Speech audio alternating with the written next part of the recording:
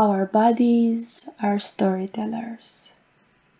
Look, mine for instance, a bit of hunchback, still trying to cover my boobs and my high school insecurities. Thought to be long gone, but see, our bodies have a way to make us remember. V feet. Instead of keeping them straight, they go to left and right, like I'm not really decided where I'm heading, which is painfully true because I'm into dozens of things and master of none.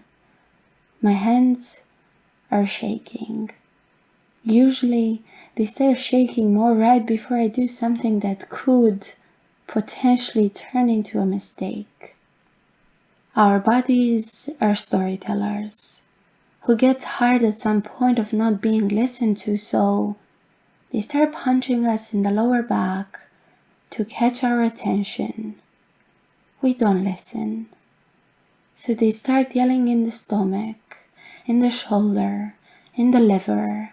Ache after ache after ache we try to soothe with pills or teas or drugs or the illusion of love from someone else. Once, a friend told me that when you take painkillers, it's like putting a blanket on a radio hoping for it to turn off.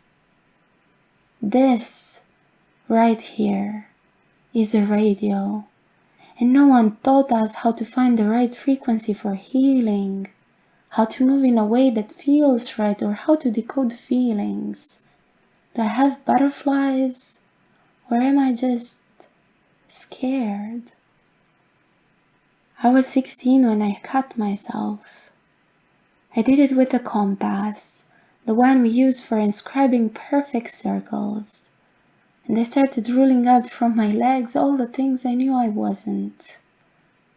Beautiful, strong, attractive, flexible. I couldn't hear too well my body, and the only volume I figured how to turn up was that of pain. So let me hear you. Speak to me the language of being heard, because I'm fluent in that already. But when I had my first orgasm, the music got so loud it scared me. Am I allowed to hear this frequency of pleasure? Are my cells really wired to feel something so intense it's heart-opening? I was floating, and all I could hear at first is a whisper, then louder was, I love you. I love you. I love you. I got to that frequency again while dancing. I gave my storyteller space to share all the stories I was too afraid to process. And we talked, and we talked, and we talked like old friends who missed each other for so long. And when I looked at myself in the mirror one day, I started blessing all the things I knew I was. Beautiful, strong, attractive, flexible, rewriting all those painful stories in a new language. I hugged myself, knowing I've always been them all, knowing the frequency inside me was always that of love. Now, my invitation to you is to hug yourself. Put your hands around your shoulders, hold you tight, and whisper, I love you.